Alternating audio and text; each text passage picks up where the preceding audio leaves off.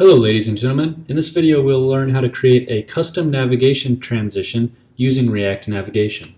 I've set up a sample application here which uses a stack navigator and just has a few screens that we can flip back and forth from. As you can see on the right, the default transition for each of these screens is to slide from right to left when going forward and to reverse that when going backwards. For this video we want to change the transition so that the screens fade in and out as we navigate through them.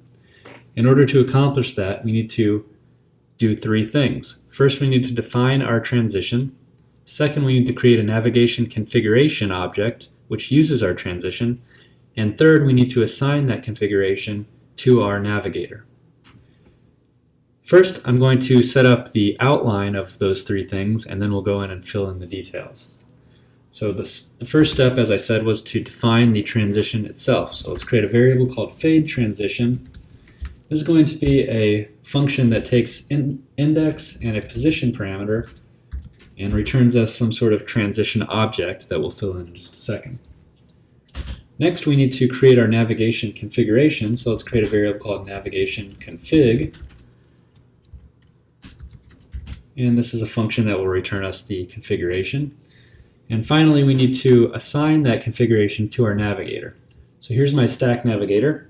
And the second argument to this is an object that gives us some configuration objects. So we can assign the transition config equal to the navigation config that we created up here. All right. Now in our navigation config, the way that this works is it returns an object. And for our transitions, we need this object to have a property called screen interpolator, which is a function that takes scene props and returns a transition. From our scene props, we need to grab a few properties that we'll use in the transition up here in order to calculate how we want the transition to work. So let's start by getting a position, which is scene props.position. Let's get the scene itself, which is scene props.scene. And let's get the index, which is scene.index. Finally, we will return the fade transition, and we'll provide the index and position so it can calculate the transition. Okay, up here in the fade transition, we need to take the index and position and compute what the transition would look like. The index is the index of the screen that we're currently transitioning to. And so we need to create arrays that tell us when we're going from one scene to the next, how do we want the transition to work. Since this is a fade transition, we need to adjust the opacity so that it looks like it's fading in and out. So let's first create an array called scene range. And this will start from index -1, which is the scene right before the one we're switching to, and it will end at index, which is the scene that we're switching to. Let's also create another array called output opacity, and this will define how we want the opacity to change between these two scenes. So we want it to start at 0 and end at 1. So it'll start completely invisible, and it will end completely opaque. Finally, we'll create a variable called transition, and this is where we use position.interpolate, which will figure out how to adjust the opacity from index -1 to index and from 0 to 1. So interpolate takes an object and you must give it an input range property, which we'll use as our scene range, and an output range property, which we'll set to our output opacity. That's all we need to do to define the transition. However, we haven't figured out, or we haven't specified exactly which property we want to animate. So down here we will return an object, and we'll say we want the opacity to be adjusted by the transition that we just created.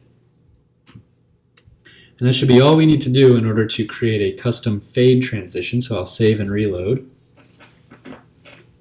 And now when I switch in between screens, you can see that the screens are fading rather than sliding from right to left. Now we can do one more custom transition to get the point across. So why don't we create a transition that will slide from the bottom to the top. So in order to do that, let's create a new transition, and we'll call this bottom transition. This will take the index and position. And we want to set our scene range to be the same as before, so index -1 to index. Now we want to set the output height to be something. Now here's where we need more information. We need to actually have the height of the screen itself. And that's actually something we can get from the scene props if we need to. So let's see. Height is equal to scene props dot layout dot init height, I believe. So this gives us the height of the screen. And for this transition, we want the height to go from, or the transition to go from height to 0. And that's because it'll start down here and slide up here to the 0 position. So we'll create our transition, which works the same way, position.interpolate. And we'll give it our input range, which is scene range, and our output range, which is output height.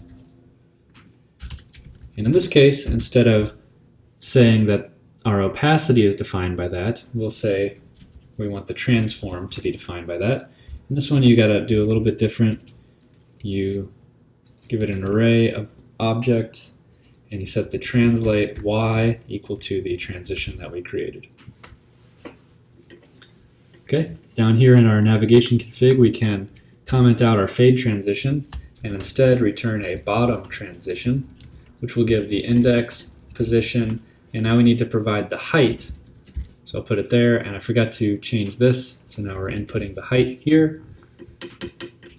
We'll save that and reload and see how that works.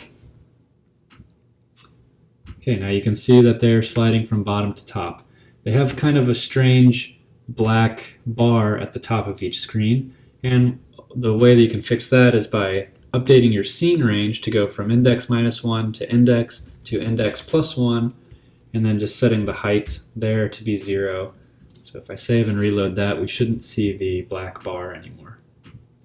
Now you can see that it's transitioning from the bottom to top. So that's the basics for creating a custom transition. You can combine these, of course, if you'd like. You could also return an opacity here, for example, and do any kind of combination of transitions that you'd like. Thanks for watching the video.